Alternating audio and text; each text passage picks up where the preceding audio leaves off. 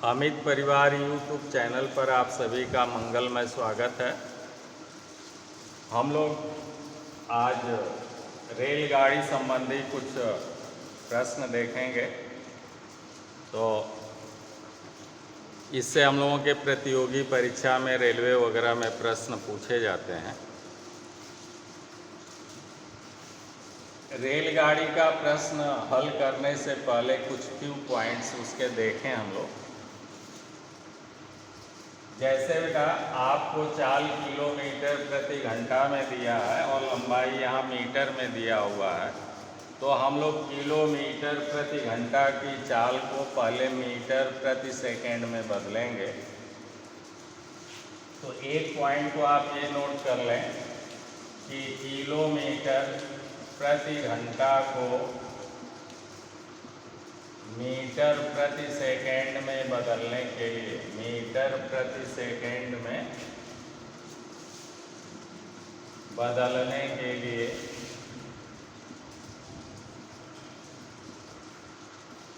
5/18 से गुणा करते हैं।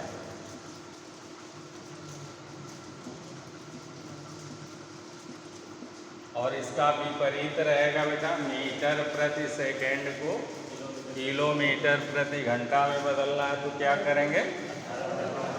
हाँ, पलट दें तो इसे भी पलट ऐसे ही लिख लें। अगली पॉइंट लिखें कि मीटर प्रति सेकंड को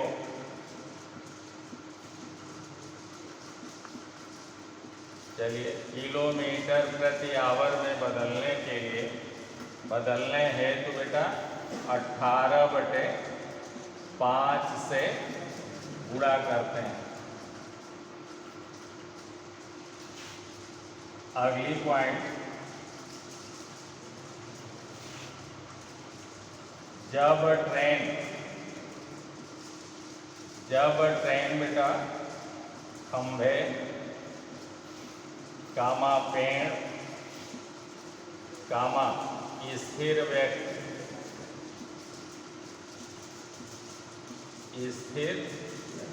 व्यक्ति को पार करती है तो वो सिर्फ अपनी लंबाई के बराबर दूरी तय करती है। तो पार करती है तो पार करने में चली गई दूरी, पार करने में ट्रेन द्वारा चली गई दूरी बराबर ट्रेन की लंबाई होती है, बराबर ट्रेन की लंबाई। जैसे बेटा मान लीजिए कि यहाँ पर आपका पेड़ है या खंभा है या व्यक्ति खड़ा है और कोई ट्रेन बेटा जब यहाँ आती है, ये मान लीजिए आपकी ट्रेन है भैया, ये क्या है? ये ट्रेन है और इस ट्रेन की लंबाई मान लीजिए कि x मीटर है, जितना भी है। अब ये ट्रेन बेटा यहाँ से जब इस अवस्था में आ जाएगी, ऐसे आ जाएगी ये ट्रेन, तब आप कहेंगे कि ट्रेन इसको पार कर गई। ट्रेन इस खंभे में बेटा जो भी चौड़ाई रहती है या व्यक्ति की जो चौड़ाई रहती है उसे नगण्य माना जाता है। तो इस तरह से जब ट्रेन किसी खंभे को या खड़े व्यक्ति को या फिर बेटा पेड़ को पार करती है तो वो जो है देखिए कुल दूरी पार करते समय इस पोजीशन में आ गई तो पार हो गई। तो कुल दूरी उसने कितना तय किया? केवल अपनी लंबाई के बराबर। यही ट्रेन की लंबाई है, तो ये लंबाई के बराबर जो है चली गई दूरी केवल ये इतना है और ये ट्रेन की लंबाई है। यानी अब आप कहेंगे कि ट्रेन अपनी लंबाई के बराबर दूरी तय करेगी तो उस व्यक्ति को या खंभे को पार कर जाएगी।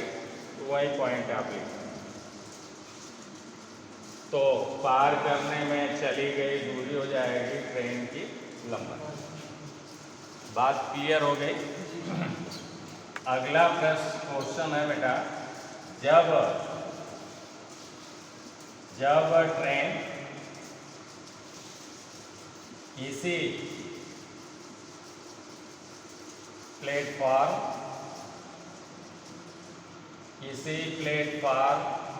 अथवा पुल या फिर सुरंग आदि को पार करती है बेटा,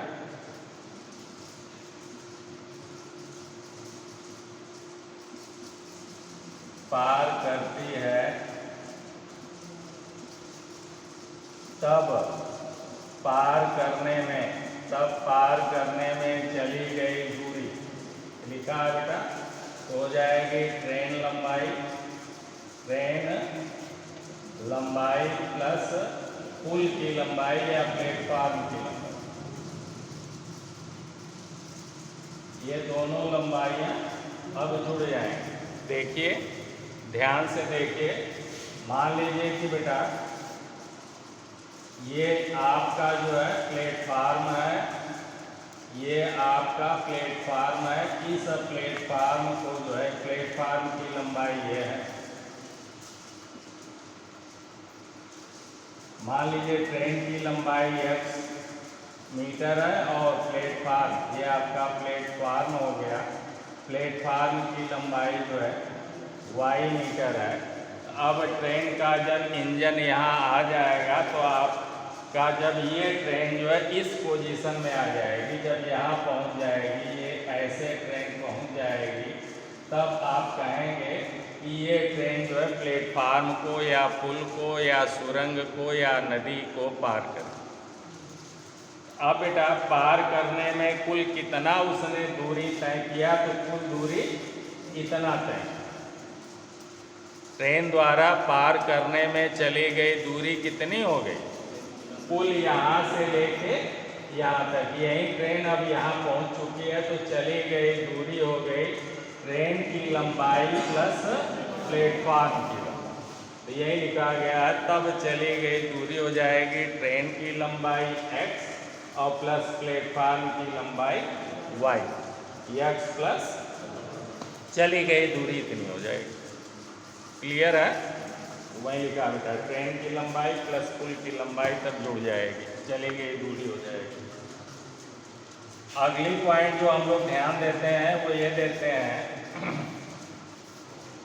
कि जब ट्रेन बेटा दौड़ रही है और उसी के दिशा में कोई दूसरी भी ट्रेन दौड़ रही है या कोई व्यक्ति दौड़ रहा, ठीक है ना, तो सापेक्ष चाल क्या होती है? घट जाती है। जैसे बेटा ये वाला प्रश्न है आपका, जब ट्रेन की दिशा में कोई वस्तु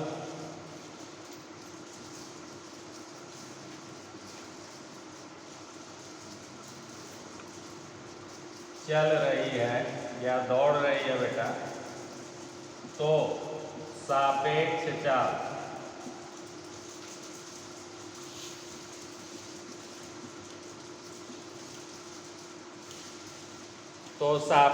चाल क्या हो जाएगी? हाँ, सापेक्ष चाल घट जाती है।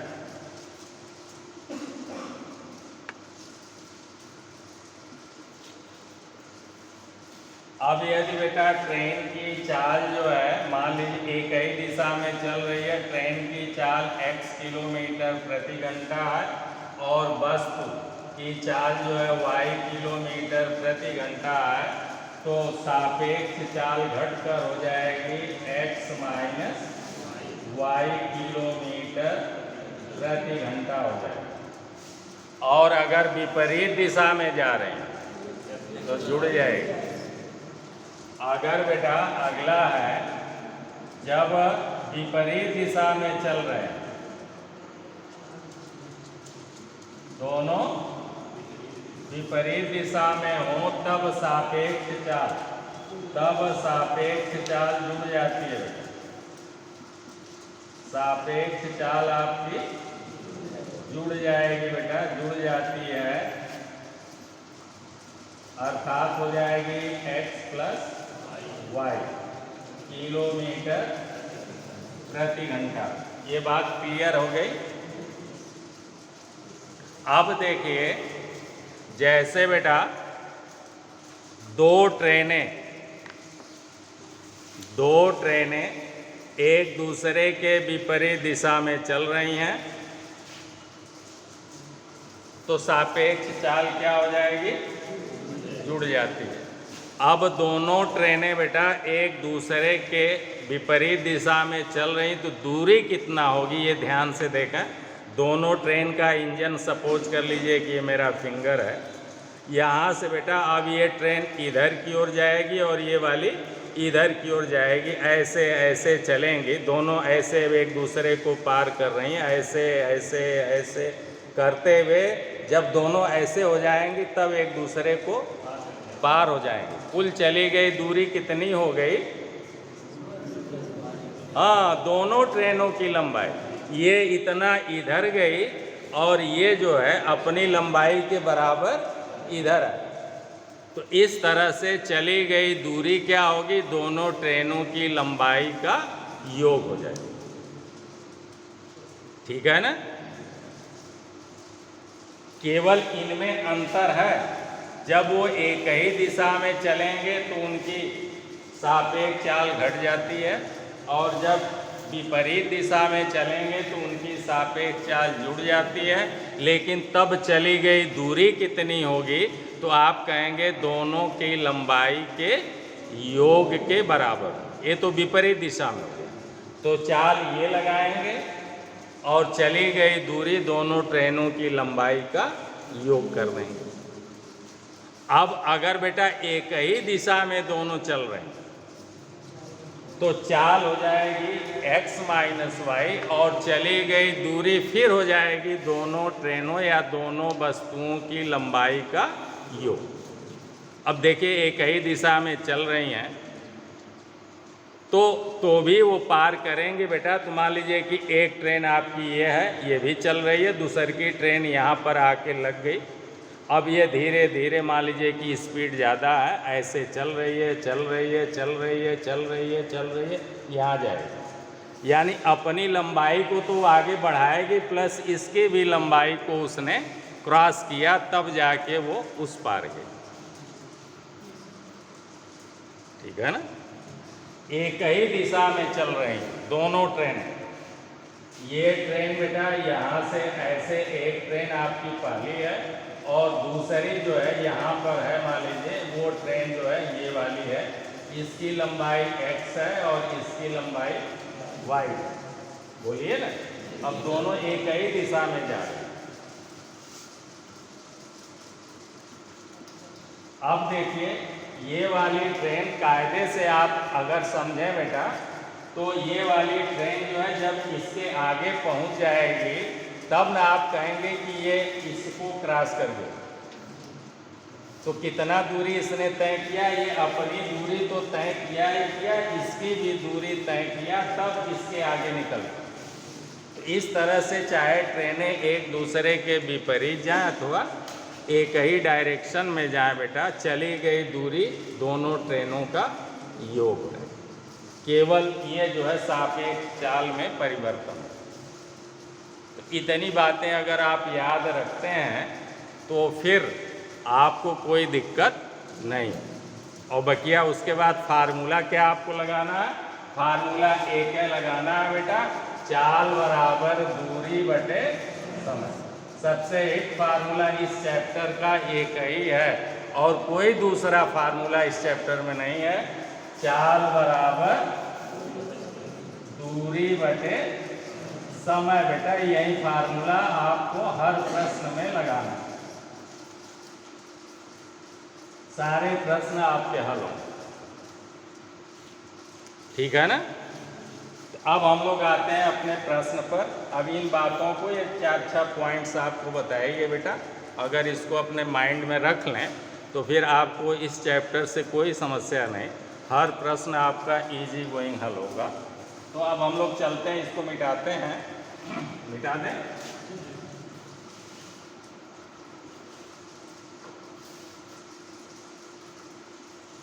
अब हम लोग पहला क्वेश्चन देखते हैं बेटा।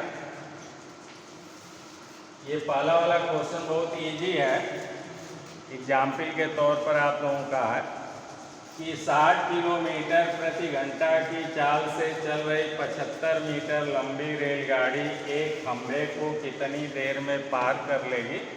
तो हम लोग पहले प्रश्न को बेटा हल करेंगे तो लिखेंगे, हम लोग जानते हैं चाल बराबर दूरी बटे समय, चाल बराबर दूरी बटे समय, और चाल हमारी है 60 किलोमीटर।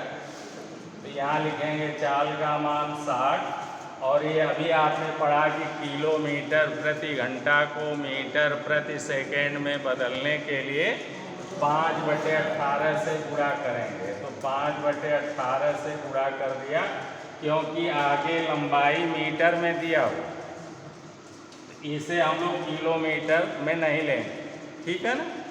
तो गुणा कर दिया बराबर दूरी।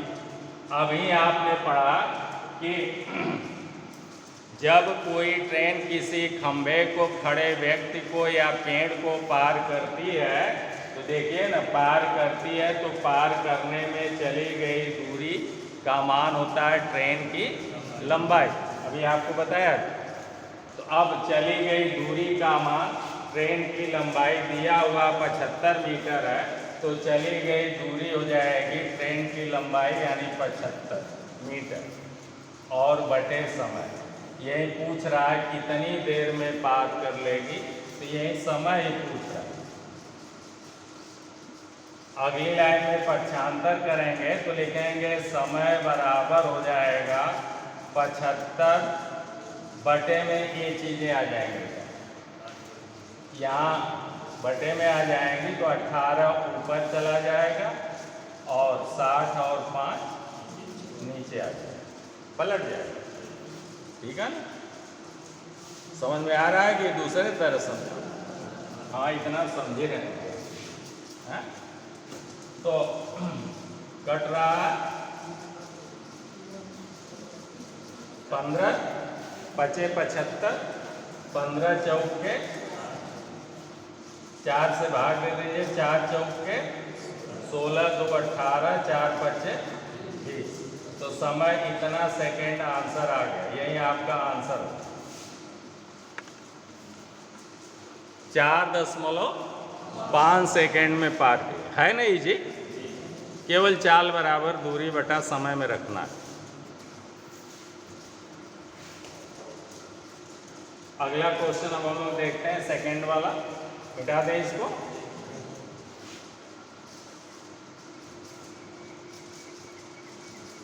सेकेंड क्वेश्चन हम लोगों का कहता है कि 62 किलोमीटर प्रति आवर की चाल से जा रही 120 मीटर लंबी रेलगाड़ी तथा उसी की दिशा में 8 किलोमीटर।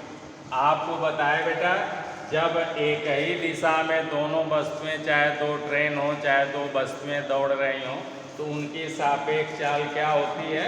घट जाती है। तो सापेक्ष चाल इनकी घट जाएगी, इनकी 62 है और इनकी जो है 8 है, और ट्रेनें की दिशा में व्यक्ति भी दौड़ रहा है, यानी दोनों का चाल का डायरेक्शन एक है, अतः सापेक्ष चाल हो जाएगा x माइनस वाई, घट जाएगा। तो इनका है बेटा 62 और इनका 8 घट जाएगा, तो 62 में से 8 घटा दें। तो हम लोग लिखेंगे, फिर फार्मूला वही लिखेंगे कि हम जानते हैं चाल बराबर दूरी बटे समय। यही लिखना है हर फार्मूले में, आपका हर प्रश्न में यही फार्मूला लगेगा बेटा। अब चाल का मान रखें, तो अब आपको मालूम है कि सापेक्ष चाल घट जाएगी, तो लिखेंगे 62 माइनस 8, और इसे जो है मीटर प्रति सेकेंड में बदलने के लिए गुणे 5/18 कर देंगे। क्लियर? बराबर लिखेंगे बेटा दूरी। अभी आपने पढ़ा कि जब किसी व्यक्ति को बेटा चाल से दौड़े जा रहे व्यक्ति को, तो जब व्यक्ति को या खंभे को या बेटा किसी पेड़ को पार करती है तो ट्रेन द्वारा चली गई दूरी सिर्फ ट्रेन की लंबाई होगी। देखिए ना, जब किसी खड़े व्यक्ति को, पेड़ को या बेटा खंभे को पार करती है तो पार करने में चली गई दूरी कितनी होती है? ट्रेन की लंबाई। भले आदमी दौड़ रहा है, लेकिन आदमी को जब पार करे, दौड़ने पर क्या होगा? केवल उसकी जो है सापेक्ष चाल में परिवर्तन होगा। बकिया चली गई दूरी, ट्रेन यहाँ चली गई यहाँ, तो कहेंगे कि ट्रेन पार हो गई। यानी यहाँ से यहाँ गई तो ट्रेन कितना दूरी चली? अपनी लंबाई के बराबर चली। ठीक है ना बेटा? तो चली गई दूरी फिर हो जाएगी 120। तो चली गई दूरी बराबर ट्रेन की लंबाई, और रेलगाड़ी की लंबाई 120 दिया, तो यहाँ 120 बटे समय लिख लेंगे। पक्षांतर कर देंगे, यहाँ समय से भाग है, 62 में से 8 गया बेटा, 54 गुणे 5 बटे 18 और गुणे समय। बोलिए ना, यहाँ समय से भाग है बेटा, इधर आके क्या हो जाएगा? समय से गुणा हो जाएगा, बराबर 120 हो जाएगा। ठीक है ना? अगली लाइन में समय बराबर करेंगे बेटा, तो इधर इतने का गुणा, इधर आके भाग हो जाएगा। तो मैं हटा दिया, इसको भाग दे दिया, तो लिख दिया बेटा 54 गुणे 5 बटे 18, ऐसे लिख दिया। बटे में आ गया, इसको मैंने यहाँ से हटा दिया। अब बेटा इसका भाग न देकर अगर गुणा करें तो भिन्न क्या हो जाता है? पलट जाता है। तो भिन्न को हम लोग पलट देते हैं, तो अगली लाइन में ये हो जाएगा बराबर 120 गुणे 18 बटे 54 गुणे 5। पलट कर इतना हो जाएगा 18 3 बेटा, 3 चौक 40 हो गया, 5 वाट है, 8 सेकंड आ गया। कितना है? हाँ, 5 वाट है, 40 कट गया। तो आंसर आपका आ गया बेटा 8 सेकंड में पार कर। तो बहुत इजी चैप्टर है, ऐसे कोई भी आप प्रश्न बेटा फटाफट हल कर सकते हैं। तो फिलहाल आज का टॉपिक यहीं समाप्त करते हैं, फिर मिलते हैं अगले वीडियो में। तब तक के लिए आप लोगों को मंगलमय शुभकामनाएं। धन्यवाद।